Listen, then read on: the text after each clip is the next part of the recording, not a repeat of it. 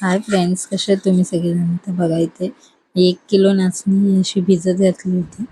Sorry, 2-3 पाण्यात धुवून घेतली होती आणि मी याला 1 दिवस म्हणजे पूर्ण 24 तास अशी भिजत ठेवली होती. 2-3 पाण्यात चांगलं धुतल्यामुळे त्याचा कचरा वगैरे असेल तर निघून जातो आणि तिला भिजवून ठेवा मस्तपैकी 1 दिवस अख्खी. तर इथे बघा भिजलेली आहे. तिच्यातलं मी सर्व पाणी आता काढून घेतलेलं आहे. अशी चाळणीवर आपण तुम्ही काढू शकता. तर इथे मी चाळणीवरही काढून घेतलेली. पूर्ण पाणी तिच्यातलं निथळून घ्या आणि नंतरच ती एका बघा आता इथे चाळणीवर मी एक कपडा टाकला आणि त्याच्यावर मी ही नाचणी टाकणार आहे. त्याच्यातलं पाणी पूर्ण निथळून जाईल आणि मग चाळणीतून ते खाली पडेल. त्याच्यासाठी मी असं करू शकते आणि याला आपल्याला मोड आणायचे म्हणून मी इथे कपड्यामध्ये बांधून ठेवणार आहे. तर हे पीठ आपण कसं भाकरी, घावणी किंवा कोणताही नाश्ता करण्यासाठी किंवा मुलांना पेज वगैरे लहान मुलांना किंवा मोठे माणसं जे डायबिटीस वगैरे असतात त्यांना पण तुम्ही हे असं पीठ तयार करून ठेवू शकता. तर याच्यासाठी बघा मी आता उन्हाचे दिवस होते त्याच्यामुळे 1 ते 1.5 दिवसात तिला मस्तपैकी मोड आलेले आहेत. तर मी मस्तपैकी बांधून तिला तशीच ठेवून दिली होती आणि आता मस्तपैकी मोड आलेले तिला. जर उन्हाळा नसेल किंवा बाकीचे कोणते ऋतू असतील तर मोड यायला थोडे टाईम लागतात. इथे मी बांधून ठेवलेले 1 दिवस पूर्ण आणि बघा छान असे मस्तपैकी आपले मोड आलेले आहेत तिच्यात. आणि हे आपण आता मोड आलेली नाचणी फाईन खाली सुकून घेणार आहे आणि मग नंतर तिचं पीठ करून आणणार आहे. मग तुम्हाला कोणतेही पदार्थ यापासून बनवू शकता. तेव्हा मस्त आहे की तिचे मोड आलेले असं दिसत असेल तुम्हाला व्हाईट छान आलेले. तर इथे मी 2 वाट्या पीठ घेतलेले, चाळून पीठ घेतलंय त्याच्यामुळे ते मी परातीत टाकून घेतलं होतं. कारण कधी कधी आता नाचणीचं मोड आलेलं आहे त्याच्यामुळे थोडा कचरा वगैरे राहिला असेल. तुम्ही चालाल तुम्हाला नको असेल तर नका चालू, जर बाकीच्यासाठी असेल तर.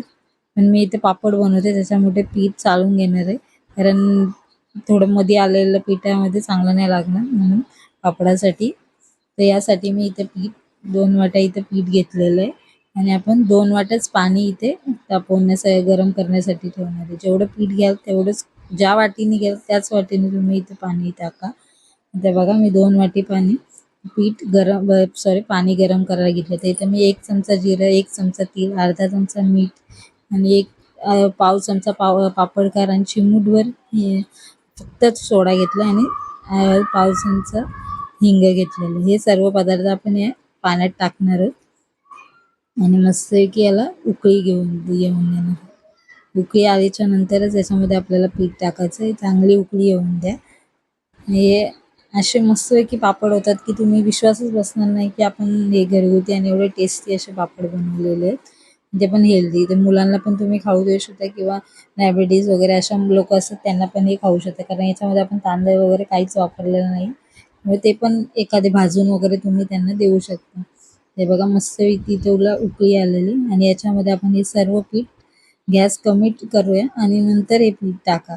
फास्ट गॅसवर केलं तर पीठ जास्त वरती येऊन जाईल. तर इथे मी गॅस कमी करून घेतलेला आहे उकळी आल्याच्या नंतर आणि याच्यामध्ये पीठ टाकलेलं आणि फक्त आपल्याला काय करायचं इथे फक्त असे 2-3 होल करायचे त्याच्यामध्ये. त्याला पिठाला आपल्याला मिक्स नाही करायचं. 2-3 होल आणि त्याच्यामधून पाणी निघेल असं हे होल करून घ्या. इथे मी लाटण्याच्या साह्याने केलेले. तुम्ही कोणत्याही धारा वगैरे किंवा आपलं जर पळी वगैरे असते त्याच्या मागच्या याने केलं तरी होईल. आणि याच्यावर मी झाकण देऊन ठेवणार आहे. मंद गॅसवर आपल्याला हे 2-3 मिनटं शिजून घ्यायचं आहे चांगलं. बघा 2-3 मिनटानंतर हे आपलं मिक्स झालेलं आहे चांगलं थोडं तरी आणि याला आता चांगलं मिक्स करून घेऊया. हे बघा या पद्धतीने आपलं मस्तपैकी मिक्स करून घ्या पीठ. याच्यामध्ये अशा पद्धतीने केल्यावर गुठल्या वगैरे काहीच होत नाही पिठामध्ये आणि पीठ मस्तपैकी तयार होतं. फक्त एवढं हलवताना जरा मिक्स करून घ्या चांगलं. लाटण्याने केलं तर सगळं असं गोल एका साईडने सगळं मस्तपैकी होऊन जातं. म्हणून अशा पद्धतीने आपण आपल्या घरातल्याच लाटण्याने हे पीठ असं मिक्स करून घेतं. तर गॅस एकदम कमीच ठेवून द्या, फास्ट वगैरे करू नका. स्लो गॅसवरच असं मांड्या पकडून तुम्ही हे करू शकता. हे बघा या पद्धतीने आपलं पीठ झालेलं आहे. याला परत मी झाकण ठेवून 2-4 मिनटं त्याला शिजून घेणार आहोत आपण. बघा मस्त की आपलं हे पीठ झालेलं आहे रेडी. हा पापड बनवण्यासाठी अशा पद्धतीने तुम्ही मस्त की पटकन पापड असे हे बनवू शकतात. बघा पीठ आपलं असं भांड्याला सोडतं नाही, कुठं गुठल्या झालं काहीच झालेलं नाही. हे लाटण्याचं पीठ आहे ते आपण फक्त सोडून घेणार आहोत आणि त्याच्यामध्ये टाकणार आहोत. आणि इथे परत मी झाकण देऊन याच्यावर 2-3 मिनटं मस्तपैकी याला शिजवून घ्या आणि कमी गॅसवर शिजवून घ्या, जास्त फास्ट करू नका, खालून जळू शकतं त्यासाठीच.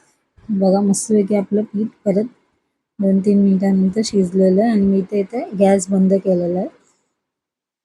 बघा आपली गोळी तयार होते का बघा आणि मग आपलं पीठ रेडी आहे आणि गॅस बंद करून घ्या. तर इथे मी आता परातीत एका पीठ टाकलेलं आहे आणि एका वाटीच्या साहाय्याने असं मस्तपैकी त्याला मॅश करून करून त्याचं पीठ मळून घेणार आहे. जर तुम्हाला प्लास्टिक पिशवीमध्ये वगैरे किंवा ओला असा कपडा करून त्याच्यामध्ये पण तुम्ही हे पीठ टाकून जरा हाताला भाजतं, मग गरम असतानाच हे पीठ आपल्याला मळलं तर चांगलं पीठ तयार होतं. त्याच्यासाठी अशा पद्धतीने तुम्ही करू शकता.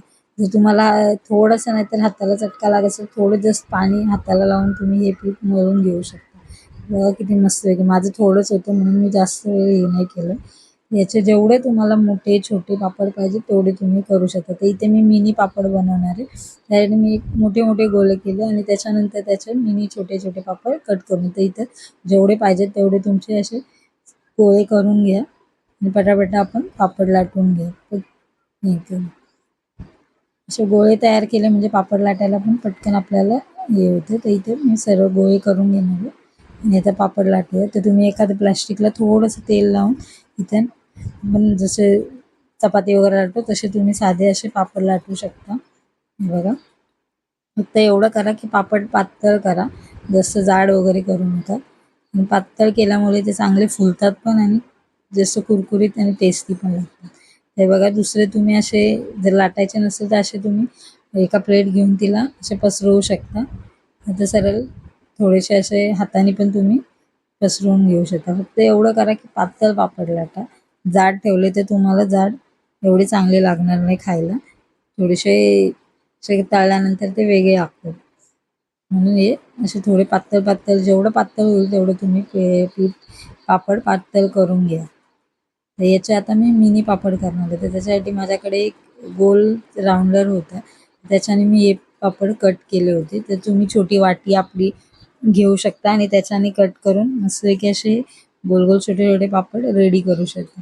कारण मुलं पण असे पापड खातात. इथे मी आता पुरी प्रेस किंवा पापड करण्याची मशीन त्याच्यामध्ये पण हे असे पद्धत तुम्ही पटापटा पापड करू शकता. बघा किती मस्तपैकी आपण पटकन पापड झालेला आहे. जेवढं तुम्हाला मोठा छोटा पाहिजे तेवढा तुम्ही करू शकता किंवा अशा पद्धतीने छोटे छोटे मिनी पापड तयार करू शकता. तर याच्यामध्ये माझे जवळजवळ 80 ते 90 जास्त पापड झाले, 100पर्यंत पापड झालेले होते मिनी पापड हे करून. आणि मी हे फॅन खाली सुकून घेतले आणि दुसऱ्या दिवशी हे उन्हात 1-2 दिवस मस्तपैकी उन्हात त्यांना कडक ऊन देऊन हे तापवून घेतलेलं. हे बघा मी आता या डब्यात असे भरून घेतले होते. हे मस्तपैकी आपले पापड रेडी झाले.